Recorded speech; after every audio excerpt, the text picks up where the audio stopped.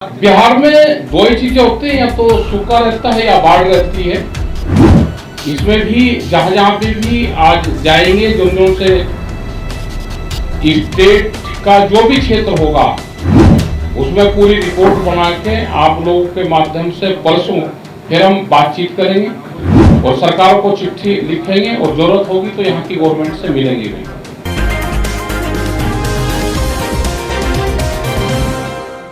किसान नेता राकेश टिकैत आज बिहार पहुंचे हैं। बिहार के पटना पहुंच के उन्होंने एक प्रेस वार्ता बुलाई है। वहीं प्रेस वार्ता बुलाते हुए पत्रकारों को संबोधित करते हुए उन्होंने कहा है कि भारत सरकार की पॉलिसियों से किसानों को काफ़ी नुकसान हुआ है, जिसको लेकर सबसे पहले बिहार की मंडियां जो है वो बंद हुई है और केंद्र सरकार मंडी सिस्टम बंद करना चाहती है। वहीं बता दें आपको कि सरकार जानबूझकर एमएसपी लागू नहीं कर रही है और आने वाले दिनों में सरकार से लड़ाई एमएसपी गारंटी कानून को लेकर होगी। वहीं आने वाले दिनों में बड़े आंदोलन होंगे, ऐसा राकेश टिकैत ने कहा है। वहीं उन्होंने साफ साफ यह कहा है कि बिहार के तमाम अनेक जिलों में आज मैं जाऊंगा और 2-3 दिन बिहार रहूंगा और तमाम जिलों में जाकर तमाम किसानों से मुलाकात करूंगा और तमाम चीजों का जो जायजा है वो लूंगा। क्या कुछ कह रहे हैं राकेश टिकैत, वो सुने आप लोग। सवाल हो मेडिकल फैसिलिटीज का हो या नौकरी का सवाल हो, अभी अग्निपथ योजना आई, इसमें भी बहुत बुरा हाल देश के नौजवान का होगा।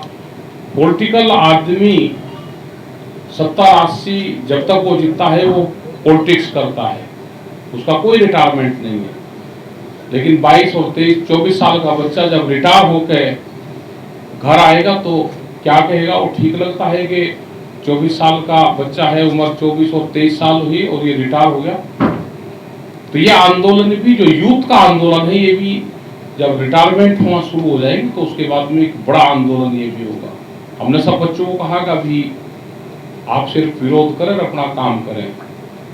हम जो किसान हैं, जिनके परिवार से वे बच्चे जाते हैं, हम इस आंदोलन को भी लड़ेंगे।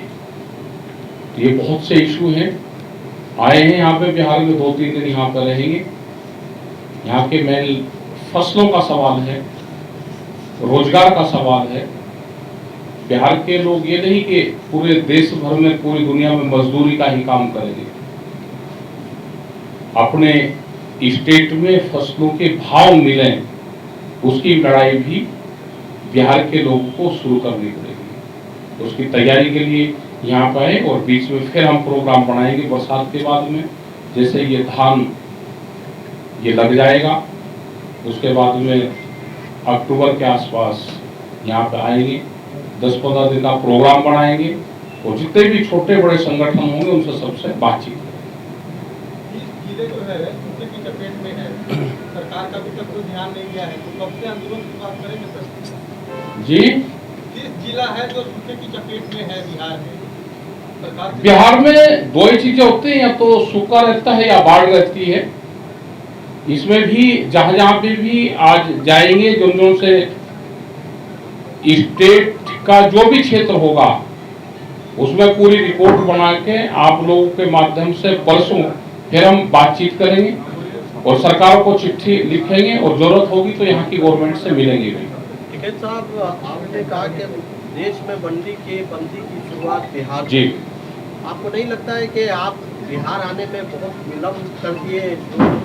बिहार से होनी चाहिए कि एमएसपी की लड़ाई, एमएसपी की लड़ाई बिहार के बीच में 3-4 साल ये कोरोना वाला और ये रहा, बीच में हम बिहार में आए भी, कई बार यहाँ पे आते रहे, छोटे बड़े प्रोग्राम होते रहे। यहाँ पे बिहार में कुछ लोगों को जिम्मेदारी दी थी तो वे पॉलिटिक्स में ज्यादा भी लोग रहे।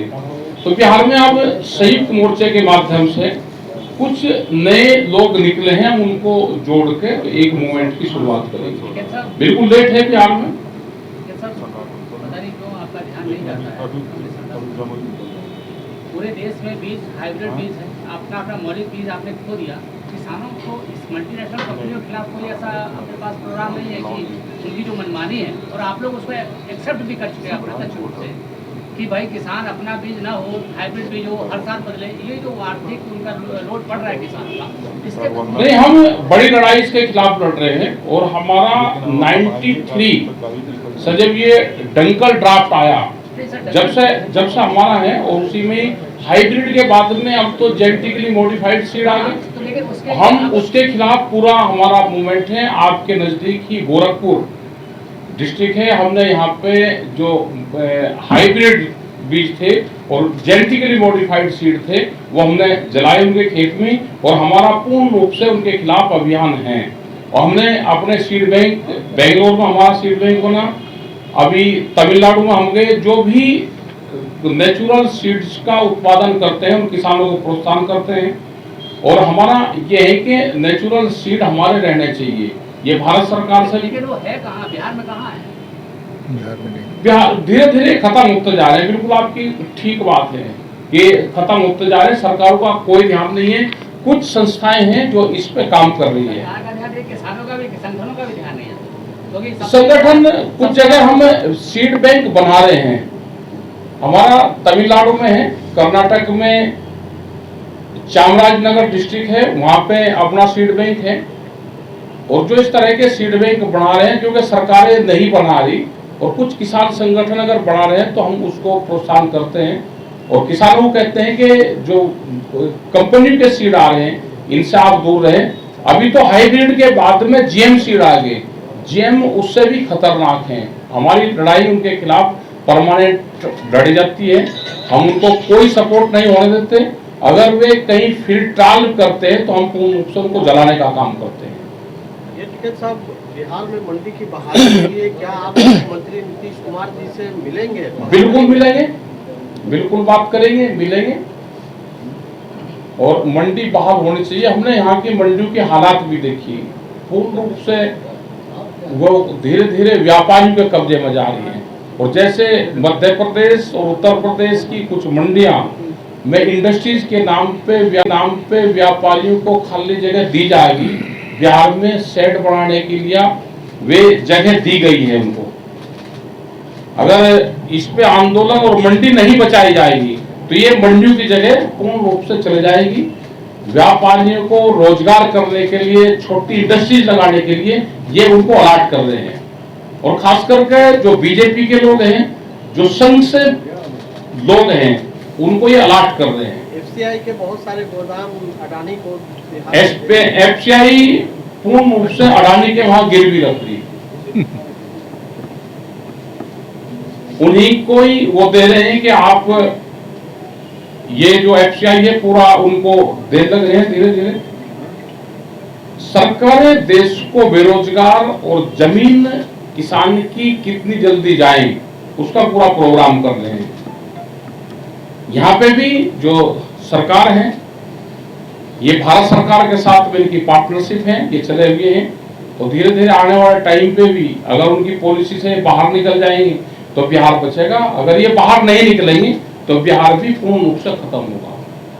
सर, जब आपका किसान आंदोलन चल रहा था दिल्ली और जी। हरियाणा के बॉर्डर्स पे, के सवाल हम लोग मुख्यमंत्री नीतीश कुमार से पूछते थे कि मंडियां नहीं हैं, तो ये बात वो बराबर कहते थे कि यही मॉडल तो है जो कि केंद्र सरकार लाई है, जो कि पहले से राज्य में यहाँ चल रहा है।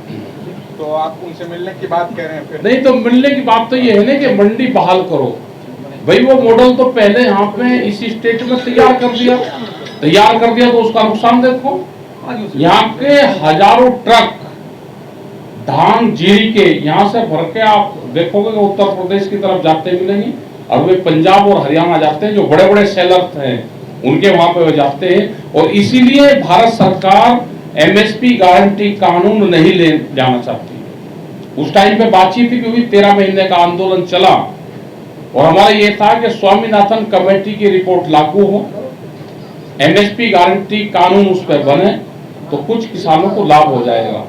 बिहार का किसान भी जब बचेगा जब एमएसपी गारंटी कानून लागू हो जाएगा। किसी को व्यापार करना है तो वो एमएसपी से कम पे खरीद नहीं करेगा। एक नया जीएसटी अभी हाल फिलहाल आ गया है, जिसमें गेहूं से लेकर के दही, हालांकि प्रधानमंत्री पहले कहते भी रहे कि खाने पीने की चीजों पर जीएसटी नहीं लगेगा। 5%। ये जो गरीब आदमी होगा या कोई भी कंज्यूमर होगा, और किसान भी 80% कंज्यूमर है, वो दूसरी चीजें खरीदता है तो इससे महंगाई बढ़ेगी पूर्ण रूप से। और जो व्यापारी होगा वो तो कंपनी बना के जीएसटी पे खरीद करेगा, उसकी वो छूट लेगा। इसका फायदा पूर्ण रूप से व्यापारी और कंपनी को फायदा होगा। आम कंज्यूमर को इसका नुकसान होगा। राकेश जी, किसानों को खाद की प्रॉब्लम हो रही है, पूरे देश भर में चल रहा है, बिहार में तो मिल ही नहीं रहा है, क्या इस पर कोई डाटा है आपके पास? खाद तो हो रही है क्योंकि महंगी होगी, खाद का वेट घटाया इन्होंने बहुत, उसका 50 किलो का था तो 45 करा और उसके रेट बढ़ाए, ये महंगी हुई और बीच में ज्यादा महंगी हुई तो कुछ वापसी ले लिया, तो सरकारों की एक नई पॉलिसी आ गई, महंगी करके थोड़ा सा वापसी ले लो, फिर को देखो ये हमने सस्ती कर दी। और हमको नेचुरल उस पे जाना पड़ेगा, हमको जो नेचुरल हमारे फर्टिलाइजर थे, हमारा गोबर था, हमारे जो हरी खाद थी, उस पर हमको जाना पड़ेगा, उसी से ही हम बच सकते हैं, क्योंकि महंगाई बहुत बढ़ रही है और फर्टिलाइजर के भरोसा हम नहीं रह सकते। पैदावार गिरेगी तो क्या होगा? पैदावार गिरेगी तो सरकार की जिम्मेदारी है। ये तो सुनो, देश में जब सरकारों को डर यह हो जाएगा कि किसान पैदावार भी गिर सकता है तो ये भाव देंगे। अभी तो सरकार को है कि किसान पैदावार गिर नहीं सकता, हम तो कहा कि जिस दिन गिर नहीं सकता, हम तो कहा कि जिस दिन किसान एग्रीकल्चर हड़ताल कर देगा उस दिन सरकारें सुनेगी। देश में 2017 से पहले गेहूं की खरीद बाहर से कर रहे थे, बड़े टिकैत साहब थे, चौधरी महेंद्र सिंह टिकैत जी, अजमेर सिंह लाखोवाल पंजाब, प्रधानमंत्री थे मनमोहन सिंह, कांग्रेस की सरकार थी, उन्होंने टिकैत साहब को बुलवाया, बातचीत करी कि देश में फसलों की पैदावार कैसे बढ़ सकती है, उन्होंने सुझाव दिए, 1 घंटे की मीटिंग हुई, जो उन्होंने सुझाव दिए उस पर भारत सरकार ने काम किया और आज 15 साल तक भी गेहूं की कोई कमी देश में नहीं हुई। तो ये भारत सरकार ना बातचीत करना चाहती, ना पॉलिसी पे बातचीत करना चाहती, और ये समझती है कि किसान की मजबूरी है, ये पैदा करके देगा, किसान की कोई मजबूरी नहीं है। अगर आप किसान के मान सम्मान से खिलवाड़ करोगे, उसको दाम नहीं दोगे, तो देश में वो दिन भी दूर नहीं कि प्रोडक्शन डाउन होगा, किसान एग्रीकल्चर हड़ताल करने की भी सोच सकता है। सर, अब तो बिहार में गन्ने के तमाम मिल बंद ही हो रहे हैं, जो कुछ पहले चल भी रहे थे, और बाकी दाम पर तो क्या ही बात करें जो किसानों को मिलना चाहिए। बिल्कुल, यहाँ के बिहार के जो शुगर फैक्ट्रियां हैं वो पैसे भी नहीं देती, लेट पेमेंट करती है, और धीरे धीरे ये पूरा जो बिहार का क्षेत्र था, पटना से लगा के पटना का पश्चिम का क्षेत्र और उत्तर प्रदेश के जितने भी गोरखपुर और ये देवरिया ये लगता था, तो पूरी एक बड़ी बेल्ट गन्ने की होती थी। अब क्रॉप्स कम होती रही, भाव कम मिलते रहे, इसमें नुकसान हुआ। भारत सरकार से और बहुत दिन से लगे हैं कि एथनॉल पॉलिसी लेकर आए, एथनॉल पॉलिसी धीरे धीरे अगर बिहार में भी बढ़ जाएगी तो गन्ने का किसान बच सकता है। जैसे उत्तर प्रदेश में कुछ जगह इथेनॉल पॉलिसी यहाँ है सर, इथेनॉल पॉलिसी स्पेसिफिक गन्ना और मक्का ही नहीं पॉलिसी चार पॉलिसी है, वो उस हिसाब से देखो, जब किसान को लाभ हो जाएगा, यहाँ का किसान भी उत्पादन करना जानता है, अगर उसको लाभ होगा गन्ने में तो गन्ना उत्पादन कर देगा। यहाँ पे मेन ये है कि किसान संगठन कमजोर है, संगठन जहां मजबूत होगा वहां पे फसलों के भाव भी और उसके रेट जो होते हैं, जब वो लेट होता है तो आंदोलन जब करना सीख जाएगा तो मिल जाएगा। यहाँ पे आपकी फैक्ट्रियां हैं जो बॉर्डर पे हैं, उत्तर प्रदेश के कुछ लोग हैं, उनकी फैक्ट्रियां यहाँ पे हैं और वो पैसे नहीं देते। आंदोलन कमजोर है, हमको मेनली आंदोलन को खड़ा करना पड़ेगा, वो सरकारों के खिलाफ हो, वो फैक्ट्री के खिलाफ हो, वो इंडस्ट्रीज के खिलाफ हो। आंदोलन भी मजबूत हो तो जब ही ये भाव भी देंगे, नहीं तो ये व्यापारी हैं, इनको फ्री में गन्ना मिल गया, 1 साल के उधार मिल गया, 6 महीने के उधार मिल गया, तो ये तो बिजनेसमैन है, एक दिन को पैसों को रोक कर रखेंगे, उससे लाभ कमाते हैं। मूवमेंट को खड़ा करना पड़ेगा। असली बात ये है कि मूवमेंट कमजोर है, मूवमेंट का हम अगला टारगेट हमारा मूवमेंट करेगा। बिहार में आंदोलन की शुरुआत कब कर रहे हैं?